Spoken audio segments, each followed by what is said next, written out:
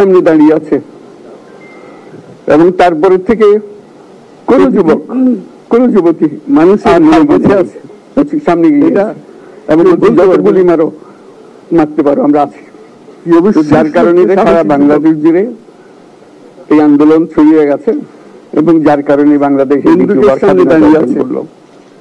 এই স্বাধীনতা আমাদেরকে রক্ষা করতেই হবে, যুবক শুধু রক্ষা করার যুবতী, এই স্বাধীনতার সুফল প্রতিটি মানুষের ঘরে পৌঁছতে হবে, তা না হলে স্বাধীনতা যত গুলি মারো মারতে এই স্বাধীনতাটাকে পৌঁছানোর হলে আমাদের শপথ, আমাদের প্রতিজ্ঞা যে আমাদেরকে এটা করতে হবে, ঘরে ঘরে পৌঁছাতে হবে। মানুষ যেন জানে যে বাংলাদেশ স্বাধীন হওয়ার অর্থ হলো তার নিজের পরিবর্তন, ব্যক্তির পরিবর্তন, সুযোগের পরিবর্তন, তার ছেলে মেয়ের ভবিষ্যতের পরিবর্তন, এটা যেন প্রত্যেকে বুঝে নেয়। এবং আজকে তরুণ সমাজকে বোঝানো যে এই দেশ এটা তোমাদের হাতে, তোমরা এটাকে তোমাদের মনের মতো করে গড়ে তুলবে। তোমরা যেভাবে স্বাধীন করতে পেরেছো তোমরা এটাকে তোমাদের মনের মতো করে গড়তেও পারবে এবং তোমাদের দেখে সারা দুনিয়া শিখবে কিভাবে একটা দেশ, একটা তরুণ সমাজ গ্রহণ করতে পারে এবং তাকে পাল্টে ফেলতে পারে। তাদেরকে আমি বারে বারে এমনি উপদেশ দিই যে পুরনোদেরকে বাদ দাও, তাদের এই পুরনো চিন্তা দিয়ে এটার মুক্তি আমাদের হবে না, করি সারা দুনিয়ার মধ্যে এটা হবে না। এটা শুধু বাংলাদেশের কথা না, সারা দুনিয়াকে জুড়ে কথা বলছি। তোমাদের মধ্যে যে শক্তি আছে, যে ক্রিয়েটিভিটি আছে, সৃজনশীলতা আছে, সেই সৃজনশীলতাকে কাজে লাগাতে হবে। এটা শুধু বই খাতাটা লেখার জিনিস না, এটাকে প্রকাশ করার জিনিস, স্থাপন করার জিনিস, সেটা করা। এটা আমরা এই আজকে আমাদের পুরো কাজটা হলো, দায়িত্বটা হলো তারা যেটা অর্জন করে নিয়ে এসছে এখন তাদেরকে দিয়ে এটাকে করিয়ে দেওয়া, আমাদের সমস্ত কাঠামোগুলো পরিষ্কার করে দেওয়া। সরকার বলে একটা জিনিস আছে কিন্তু মানুষের কোনো আস্থা নেই। মানুষ মনে করে সরকার একটা দমন পীড়নের একটা যন্ত্র, যেখানে পায় যেখানে সুযোগ পায় তার একটা কষ্ট দেওয়া, তার থেকে নিংড়ে দেওয়া, যে সকল স্তরে। এটা হলো তার থেকে কেমন ভাবে সামাল দিতে হবে তাকে, এটা ভয়ের একটা জিনিস, তাকে সামাল দিয়ে চলা, এটা হলো সরকার। এটা সরকার হতে পারে না।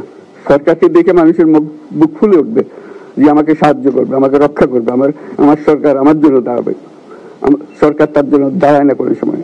যে সরকার হবে সেই সরকার মানুষকে রক্ষা করবে, মানুষের আস্থাভাজন হবে। এটা কেউ জোর করে তাকে বলার জেনে আর ভালো আছে এটা না। সে নিজে নিজে বিশ্বাস করবে সরকারি লোক দেখলে বলবে আমার লোক, আমাকে রক্ষা করার লোক। সেই আস্থাটা আমাদেরকে ফিরিয়ে আনতে হবে মানুষের মনে, তাহলে মানুষও যোগ দেবে এটাতে। মানুষ এখন পিছিয়ে থাকে যে কিসের মধ্যে আমাদেরকে ঢুকিয়ে দিচ্ছে। আমরা যেন জানতে পারি যে এইটা আমরা সবাই মিলে আমরা অগ্রসর হতে পারি। একটা বড় সারা বাংলাদেশ একটা বড় পরিবার, এই পরিবার আমরা একসঙ্গে চলতে চাই এবং আমাদের মধ্যে দ্বিধা দ্বন্দ্ব যা কিছু থেকে সরিয়ে ফেলতে চাই। যারা বিপথে গেছে তাদেরকে পথে আনতে চাই, যাতে করে একসঙ্গে আমরা কাজ করতে পারি।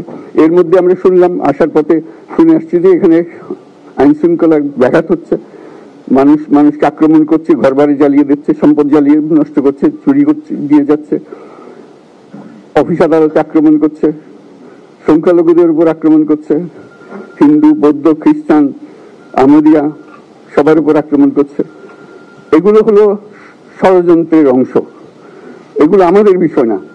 আমাদের কাজ হলো এটাকে রক্ষা করা, সবাইকে রক্ষা করা, এটাকে প্রতিটি মানুষকে, প্রতিটি মানুষ আমাদের ভাই আমাদের বোন, তাদেরকে রক্ষা করা এবং আমাদের একটা শৃঙ্খলা ফিরিয়ে আসা। বিশৃঙ্খলা সহিংসতা এগুলো হলো অগ্রগতির বড় শত্রু। আমাদের যে যাত্রা শুরু হলো সেই যাত্রার শত্রু, কাজে এই শত্রুকে যাতে রোধ করা যায় তাদেরকে বুঝিয়ে শুনিয়ে হোক, তাদেরকে আইন শৃঙ্খলার হাতে দিয়ে হোক, এটা বুঝাতে হবে। তাকে মেরে পেটে এটা ঠিক না, আইন শৃঙ্খলা নিজের হাতে ঠিক না। তাকে আমাদের আইন শৃঙ্খলা বাহিনী এমন হতে হবে তাদের হাতে সুপর্দ করলে আমরা নিশ্চিন্ত থাকবো তার একটা বিহিত হবে। এমনগুলো আমরা হাতে দিয়ে দিলাম, 2 টাকা নিয়ে আবার ছেড়ে দিল, এটা যেন আবার না হয়। তা আমাদের সেই আস্থাটা আমাদেরকে আনতে হবে। কাজে আইন শৃঙ্খলাটা এখন আমাদের প্রথম কাজ। এই আইন শৃঙ্খলা ঠিক না হওয়া পর্যন্ত এটা আমরা অগ্রসর করার জন্য পদক্ষেপ নিতে পারবো না। আপনারা আমার উপরে আস্থা রেখে আমাকে জানিয়েছেন, ছাত্ররা আমাকে আহ্বান দিয়েছে, সেটাতে আমি সাড়া দিয়েছি। দেশবাসীর কাছে আমার আবেদন, আপনারা যদি আমার উপরে বিশ্বাস রাখেন, আমার উপরে ভরসা রাখেন, তাহলে নিশ্চিত করেন যে দেশে কোনো জায়গায় কারো উপরে হামলা হবে না।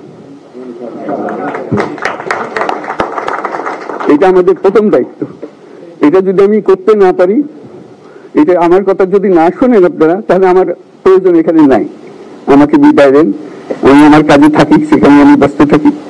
যদি আমাকে প্রয়োজন মনে করেন, তাহলে আমাকে প্রয়োজন মনে করলে আপনাদেরকে দেখাতে হবে যে আমার কথা আপনারা শুনুন।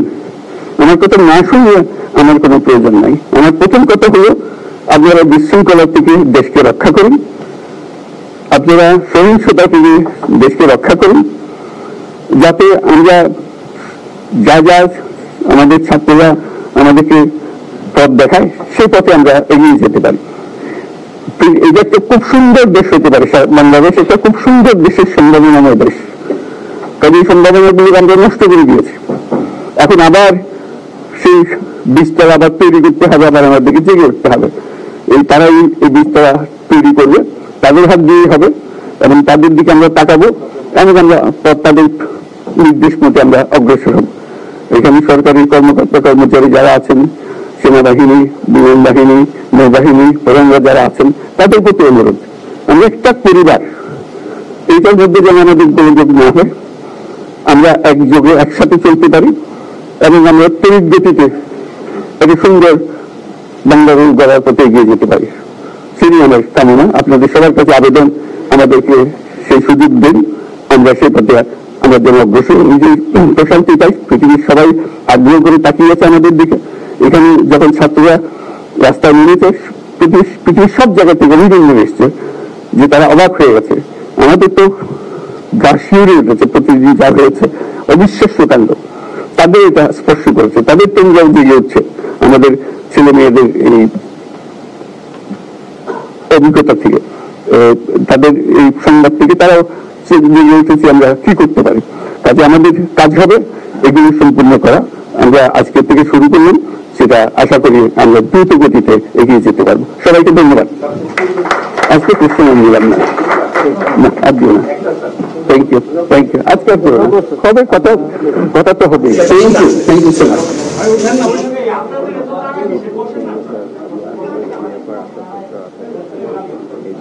ঠিক আছে, আমরা এখানেই থাকি, এখানেই করে ফেলি, এখানেই করে ফেলি।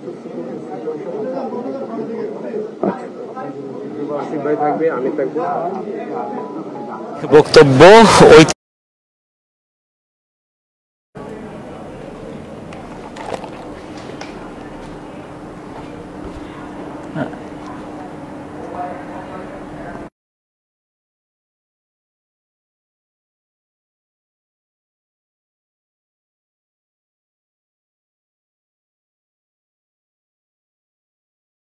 বলেছেন শিক্ষার্থীদের ত্যাগ বক্তব্য রাখি প্রফেসর ডক্টর মোহাম্মদ ইউনূস, যিনি ঐতিহ্যের অন্তর্বর্তীকালীন সরকারের প্রধান উপদেষ্টা, এবং এতক্ষণ ওনার যে বক্তব্য, উনি যে এক প্রকার জাতির উদ্দেশ্যে ওনার ভাষণ হন যায়, অর্থাৎ তিনি ব্যাকুণরে আহ্বান জানিয়ে ওনার হতাফুনি বেল্লাই এবং সাম্প্রতিক যে নৈরাজ্য সহিংসতা যিন সারা দেশ দিন চললি ইন ব্যাকিন বন্ধ করি বেল্লাই হইয়ে এবং ইনও বিরুদ্ধে তিনি ব্যবস্থা লব ইয়েনও হই, এবং পাশাপাশি উনি হইলে ব্যাকুণর জাহান মাল রক্ষাই ওগুলোদের সরকারের দায়িত্ব, এবং তিনি এন করি দেব, এবং তিনি ব্যাকুণরে অনুরোধ জানাই আহ্বান জানাই যে এই ধরনের হন ধরনের নৈরাজ্য হন ধরনের সহিংসতা দেন আর নয়, এবং আইন শৃঙ্খলা বাহিনীর যে অস্থিতিশীল পরিবেশ, অর্থাৎ ইয়ানোর উনি প্রথম হাস হিসেবে মাথার লই, এবং ইয়ানোর উনি প্রথমেই সংগঠিত করি ইয়ানোর জোর দিব হই। তো এতক্ষণ দেখিলেন যে বিমানবন্দর উদ্দিন আসি, যিনি ঐতিহ্যের প্রফেসর ডক্টর মোহাম্মদ ইউনূস, চট্টগ্রামের সন্তান, নোবেল বিজয়ী, বিমানবন্দর ওনার বরংবরি লইয়ে সেনাপ্রধান আছিল, এবং বৈষম্য বিরোধী ছাত্র আন্দোলনের যে সমন্বয়ক হল এতদিন রাজপ্রথমের দিন হাস গজ্জি, এবং নতুন বাংলাদেশ তারাও এর উপস্থিত আছিল। এই আসিল আজির মতো সর্বশেষ, এবং পরবর্তীতে আজি রায় 8টায় উনি সম্ভবত শপথ গ্রহণ করিব, এবং ইয়ে নারা দেখা পেলে ওনারা চেষ্টা করছেন সরাসরি ততক্ষণ পর্যন্ত নানা ফোন